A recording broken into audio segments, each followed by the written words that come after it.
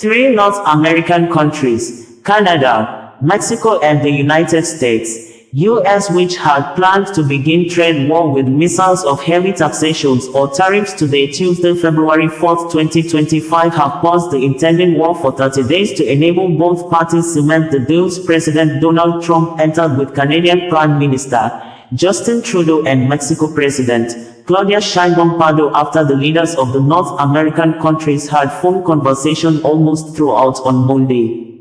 Canadian Prime Minister Justin Trudeau, in a press statement issued late on Monday, said he had had phone talks with President Donald Trump and both agreed to pause the new tax laws for 30 days. In a new deal with President Donald Trump, Trudeau and Pardo agreed to send 10,000 security operatives each from Canada and Mexico to secure and strengthen their border security with the U.S. to control the inflow of fentanyl into the U.S.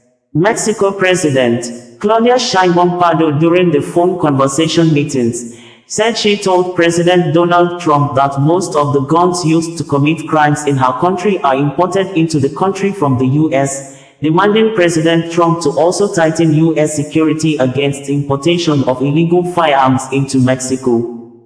Sheinbaum said in a tweet that, in a conversation with President Donald Trump, Mexico agreed to fortify its border with 10,000 National Guard troops to try to block the flow of drugs, especially fentanyl, across the border. It would be recalled that 2 weeks into his second term, President Donald Trump had launched the United States into a new trade war. He ordered new tariffs on imports from Canada, Mexico and China, the three largest U.S. trading partners, prompting retaliatory tariffs and vows of countermeasures on U.S. goods. Trump has also threatened further tariffs on other countries, especially EU countries, causing a heavy concern from members of the European countries who have been talking against the heavy burden tariffs of President Donald Trump. The negative effects the action will cause both the European countries and the U.S. Trump, in a confirmation message on his social media handles, said that the U.S. will pause tariffs on Mexico for a month. We further agreed to immediately pause the anticipated tariffs for a 1-month period during which we will have negotiations held by Secretary of State Marco Rubio, Secretary of Treasury Scott Bessent, and Secretary of Commerce Howard Lutnick, and high-level representatives of Mexico, he added. Trudeau had announced Saturday night that Canada would begin imposing 25% tariffs on more than $100 billion of U.S. goods in response to U.S. tariffs. In another economic crisis, Elon Musk said overnight on Sunday that he and Trump are in the process of shutting down the U.S. Agency for International Development, which the administration has discussed putting under the authority of the State Department. Donald Trump, in his statement on Monday, said, "I just spoke with President Claudia Sheinbaum of Mexico. It was a very friendly conversation wherein she agreed to immediately supply 10,000 Mexican soldiers on the border separating Mexico and the United States. These soldiers will be specifically designated to stop the flow of fentanyl and illegal migrants into our country. We further agreed to immediately pause the anticipated tariffs for a 1-month period during which we will have negotiations held by Secretary of State Marco Rubio, Secretary of Treasury Scott Bessent, and Secretary of Commerce Howard Lutnick, and high-level representatives of Mexico. I look forward to participating in those negotiations with President Sheinbaum as we attempt to achieve a deal between our two countries." Justin Trudeau, in the late hours of Monday, said, "I just had a good call with President Trump. Canada is implementing our $1.3 billion border plan, reinforcing the border with new choppers, technology and personnel, enhanced coordination with our American partners, and increased resources to stop the flow of fentanyl. Nearly 10,000 frontline personnel are and will be working on protecting the border. In addition, Canada is making new commitments to appoint a fentanyl czar. We will list cartels as terrorists, ensure 24/7 eyes on the border, launch a Canada-US Joint Strike Force to combat organized crime, fentanyl and money laundering." I have also signed a new intelligence directive on organized crime and fentanyl, and we will be backing it with $200 million. Proposed tariffs will be paused for at least 30 days while we work together. Meanwhile, employees of the United States Agency for International Development based out of the nation's capital were ordered overnight not to come into the office on Monday and directed to work from home. At the direction of agency leadership, the USAID headquarters at the Ronald Reagan Building in Washington, D.C. will be closed to agency personnel on Monday, February 3, 2025, an email sent to staff overnight said, according to a copy obtained by NBC News. The message said agency personnel who normally work at USAID's headquarters will work remotely tomorrow, except for people who perform essential on-site and building maintenance duties. Further guidance will be forthcoming, it said. The email provided no reason for the work-from-home directive, but it comes after tech billionaire Elon Musk, who's been closely advising President Donald Trump after being tapped to lead his Department of Government Efficiency, said in the early hours of today that he and the president were in the process of shutting down USAID. Canada Prime Minister Justin Trudeau had on Saturday during a press conference targeted billions of dollars worth of goods imported from the U.S. with tariffs of 25% to come into force on February 4, 2025, including beverages, cosmetics and paper products, saying, another list targeting more than 100 billion Canadian dollars worth of goods will be unveiled soon and will be implemented after public consultation, which would may include passenger vehicles, trucks, steel and aluminum products, certain fruits and vegetables, beef, pork, dairy products and more coming from U.S. Canadian Prime Minister Justin Trudeau and Mexican President Claudia Sheinbaum spoke by phone Saturday after Trump's administration imposed sweeping tariffs, 25% on goods from Canada and Mexico, with a lower rate of 10% for Canadian oil, and 10% on imports from China, according to local media. Trudeau's office said in a statement that Canada and Mexico agreed to enhance the strong bilateral relations. Canadian officials have had extensive dialogue with their Mexican counterparts, but a senior Canadian official said he would not go as far to say their tariff responses are coordinated.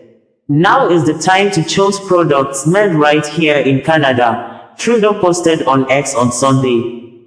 On Saturday, he even suggested Canadians should not buy U.S. products or vacation in the U.S. Canada is the largest export market for 36 states and Mexico is the largest trading partner of the U.S. Canada and Mexico ordered the tariffs despite Trump's further threat to increase the duties charged if retaliatory levies are placed on American goods. We're certainly not looking to escalate, but we will stand up for Canada, Trudeau said during the press conference on Saturday.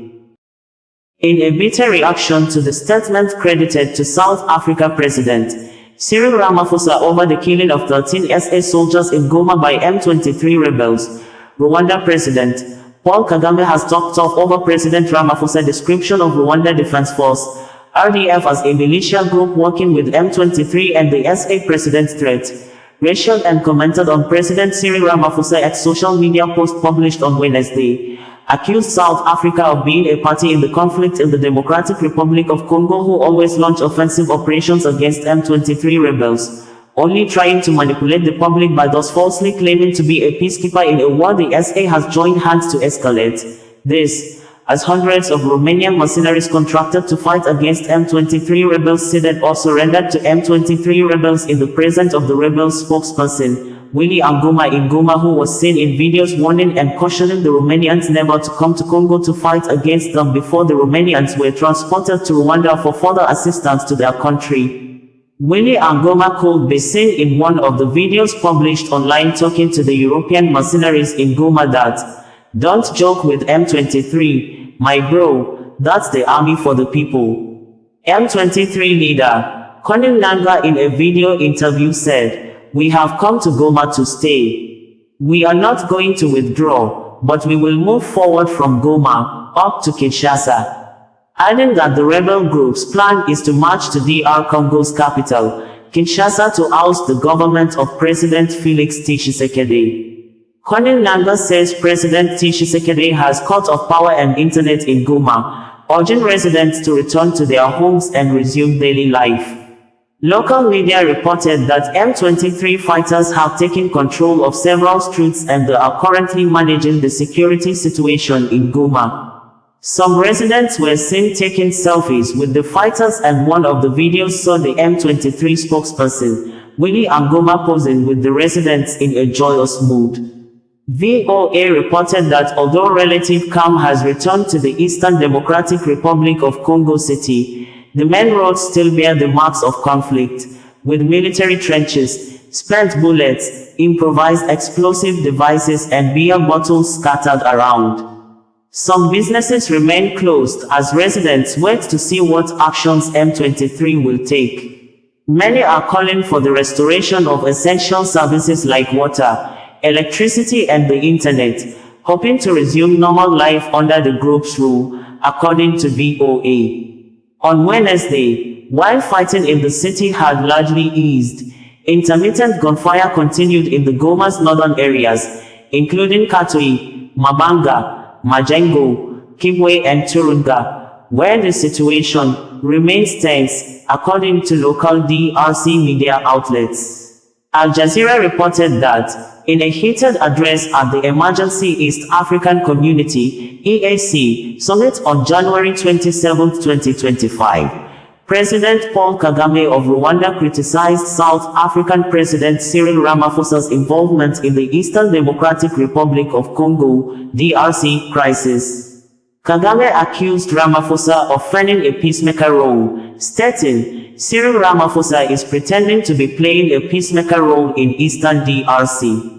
He further challenged South Africa's stance, saying, and South Africa does even issue threats. Kagame also directed criticism towards DRC President Felix Tshisekedi, Angolan President João Lourenço, and former Kenyan President Uhuru Kenyatta for their roles in the ongoing conflict.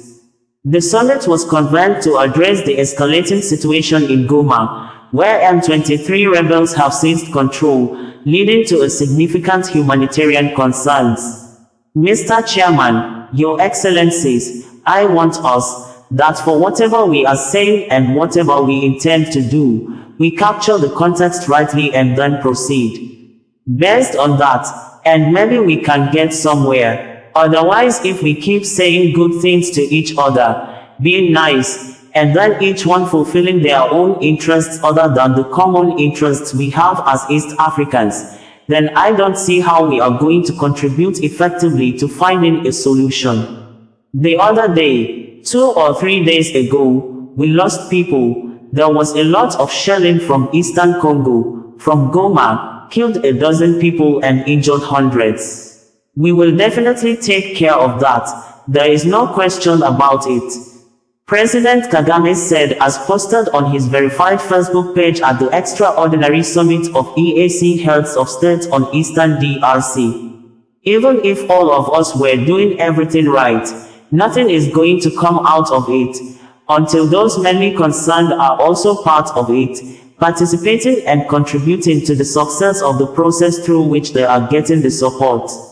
President Kagame added. South Africa President Cyril Ramaphosa, in a statement on his X social media on Wednesday, said, as presented below in quote, "Fellow South Africans, following the recent intensification of fighting in the Eastern Democratic Republic of the Congo, South Africa has lost 13 brave soldiers who were dedicated to their mission and committed to peace. The fighting is the result of an escalation by the rebel group M23 and Rwanda Defense Force, RDF, militia engaging the armed forces of the DRC, FARDC, and attacking peacekeepers from the SADC mission in the Democratic Republic of Congo, SAMIDRC. On behalf of the government and the people of our country, I express our sincerest condolences to their families, their loved ones and colleagues. We bow our heads in honor of their heroic and gallant fight for peace. We honor and mourn them. All necessary support is being provided to the families of the deceased and the families of the injured."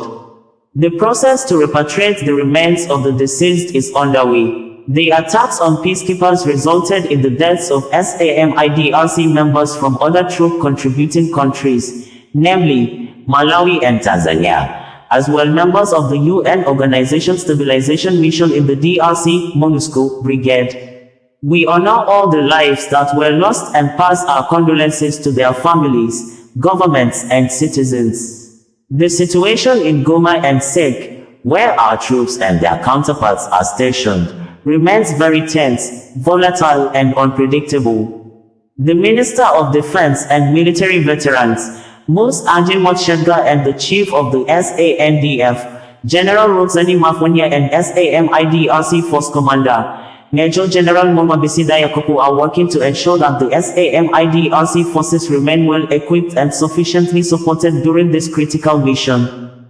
We are concerned about the speculation about the state of our troops and the battle conditions. All South Africans must rally behind our brave men and women who have dedicated their lives to bringing peace in our continent. South Africa's military presence in the eastern DRC is not a declaration of war against any country or state. The members of the South African National Defense Force that are in the DRC are part of both SADC and United Nations efforts to bring peace and protect thousands of lives that are constantly threatened by the conflict in the DRC.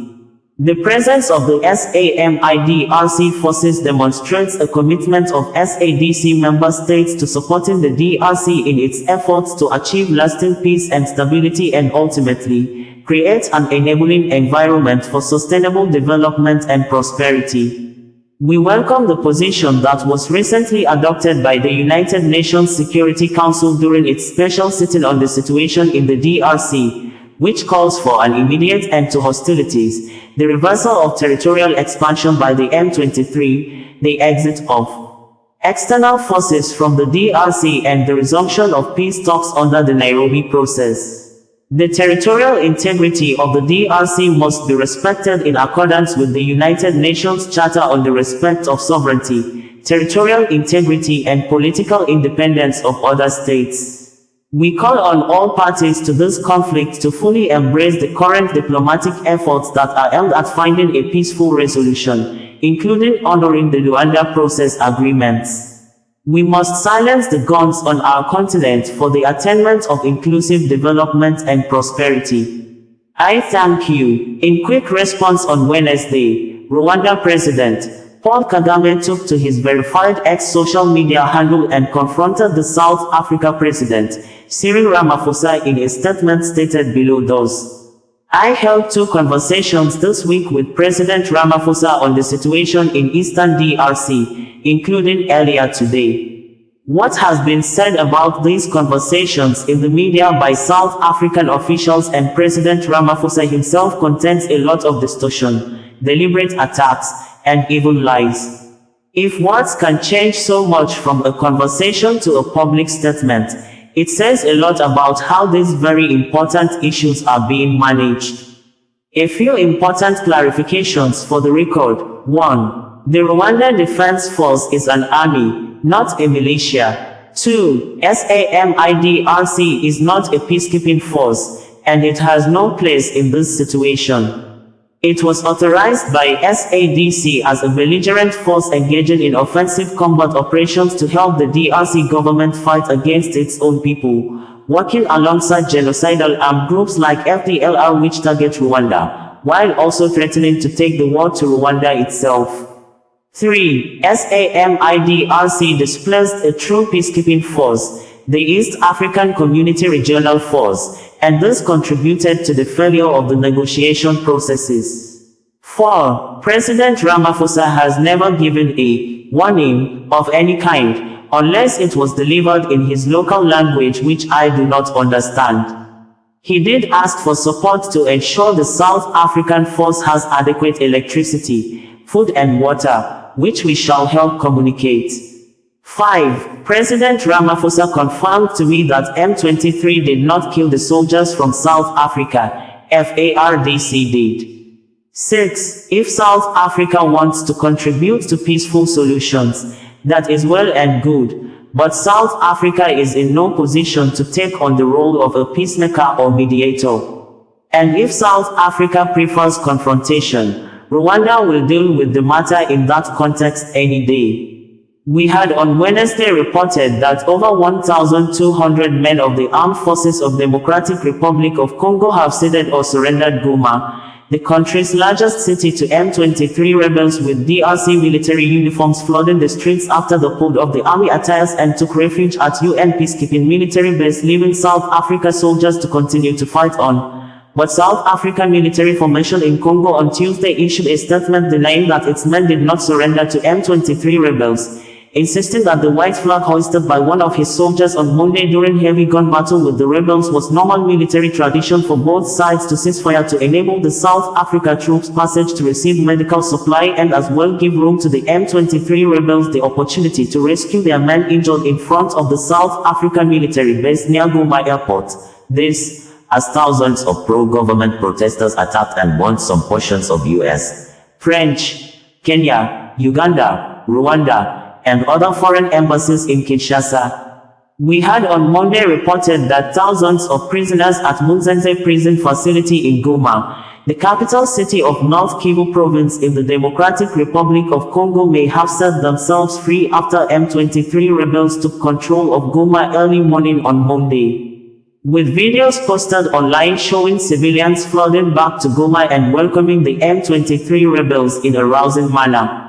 Earlier on Monday, we also reported that one of the most troubled countries in Africa, Democratic Republic of Congo government has begged civilian residents in the country to flood streets today, Monday the 27th of January 2025, just as M23 rebels are now in control of Goma, after killing the Congolese military commander, overnight South Africa soldiers, a total of 12 UN peacekeepers, forcing other Congolese soldiers to surrender their weapons before the 3 a.m. Monday 2025 deadline set.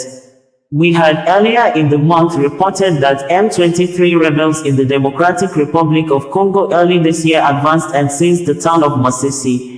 Same period, the Congolese government sent 172 death row prisoners to executioners, with 102 already confirmed executed, while the government kept mum on the third batch of 70 prisoners, including the May 19, 2024 37 coup plotters who were convicted and sentenced to death in September 2024, just as the country Minister of Justice, Constant Mutamba, threatened journalists with death penalty if they relayed the activities of armed group he described as Rwanda Army and its M23 auxiliaries. For the last 2 days, on Monday and today this morning, I spoke with the President of South Africa, who sought me out to speak with me on this matter because of their involvement in Eastern Congo. And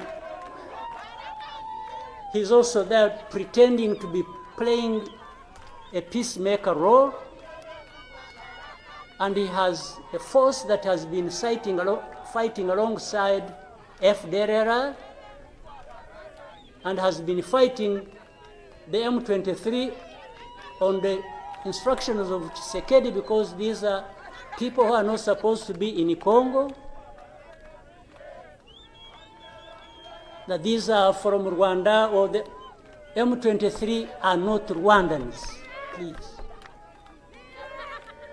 These are Congolese, and one time he accepts it, then another time he says no, part of it is yes, and then the other part is from Rwanda, and these are He keeps on going. And how do we, leaders of our own countries, accept this to go on forever and just accept that we shall be manipulated by Tshisekedi or whoever is supporting him? And South Africa dares even issue threats about what is likely to happen after that, and so on and so forth. Of course, we will see what threats they are talking about. Maybe they should have done that exactly for which they have been issuing threats. They should have done it to clean up the mess in Eastern Congo or to fight back those who have been trying to clean up the mess. So then you have the whole international community just confused. They talked about Rwanda, they talked about the Nairobi process. Honestly, even here, maybe you will help me understand what all this means. The processes became an end in themselves. And the people leading these processes became more important than the results of the processes. The Nairobi process became a Uhuru process. Then the Rwanda process, it's like you can't say anything that will displease President Lorenzo. Definitely, this does not help deal with such a serious matters as we are faced with today. Some lawyers always defending the legality of the indigenous people of Biafra, IPOB, a secessionist organization that has Eastern Security Network, ESN as an affiliate, have kept mum or refused to utter a word since appeal court sitting in Abuja affirmed the decision of the lower federal high court in 2017 that declared IPOB as a terrorist organization. A check on some of the legal counsel of IPOB as at 7 p.m. on Thursday, as at the time of filing in this report, none has issued a statement over the appeal court ruling passed earlier in the day. The Court of Appeal, Abuja Division, on Thursday affirmed the judgment passed by Justice Abdul Kafarati of the Federal High Court, Abuja, proscribing the indigenous people of Biafra, IPOB, and designating it a terrorist organization. In a unanimous judgment of a three-member panel of justices, the appellate court held that the federal government acted lawfully in proscribing the group, whose activities threaten the nation's continued existence and the security of citizens. In the led judgment, Justice Hamabaka resolved all the issues raised for determination against the appellant, IPOB, and declared the appeal unmeritorious, thereafter dismissed it. The court held that it found no reason to set aside the order the federal government got against the group. Late former Chief Judge of the Federal High Court, Justice Abdul Kafarati, had in a ruling he delivered on September 15, 2017, outlawed the activities of the IPOB in Nigeria. According to Vanguard newspaper, the proscription order followed an ex-party motion of the former Attorney General of Federation and Minister of Justice, Abubakar Malami, SAN, filed on behalf of the federal government. Justice Kafafati declared as illegal all activities of the group, particularly in the southeast and south-south regions of the country. He further restrained any person or group of persons from participating in any of the group's activities. The judge directed the AGF to ensure that he published the proscription order in the official gazette, as well as in 2 national dailies. In a follow-up ruling on January 22, 2018, the court dismissed a motion IPOB filed to challenge the legal validity of the proscription order, which it said was surreptitiously obtained by the AGF. Dissatisfied with the decisions, the IPOB approached the appellate court to set the judgment aside. The organization, in its appeal marked FHC CAA 214-2018, which it filed through its team of lawyers led by a senior advocate of Nigeria, SAN, Chukwuma Machuku Ume, urged the appellate court to set aside in its entirety the ruling final decision of the High Court. It alleged that the then AGF suppressed and misrepresented facts in the affidavit evidence he tendered before the court, maintaining that the proscription order was tantamount to declaring over 30 million Nigerians of Igbo extraction as terrorists. The armed affiliate of IPOB, ESN, that is currently releasing videos and photographs of its 4th anniversary held on December 12, 2024, in a statement circulated on social media said below those. In 2025, ESN will intensify their activities in sting operations against all the criminals who have turned our land into a place where all manner of evil and abominable activities, like killings, extortion, illegal arrest, and forceful disappearance have become very rampant. It's going to be an eye for an eye. Biafra must be free from all these criminals being sponsored by Nigerian politicians just to tarnish the image of ESN, IPOB and the Biafra struggle. ESN hereby warned the local vigilantes under any code name they might be called, to tread with caution in discharging their duties. ESN operatives are not against the vigilantes genuinely chasing the criminals, but they must not cross the red lines by killing or illegally arrest IPOB members and innocent Biafran youths. ESN shall apply all necessary measures that will facilitate in dislodging and evacuating murderous security agencies out of the Biafra region. Again, all these criminals, cannibals, car-snatching gangs, kidnappers, violent cult groups and rapists operating in Imo, Anambra and other states in Biafra land shall be dislodged so that our people can freely bring their business back to Biafra land. ESN shall forcefully impose harsh punishment on those conniving with Fulani herdsmen, individuals pointing fingers at IPOB, ESN members to be arrested and other enemies of our land who are hell-bent to destroy and sabotage our efforts. Bringing you the news in a more digital way.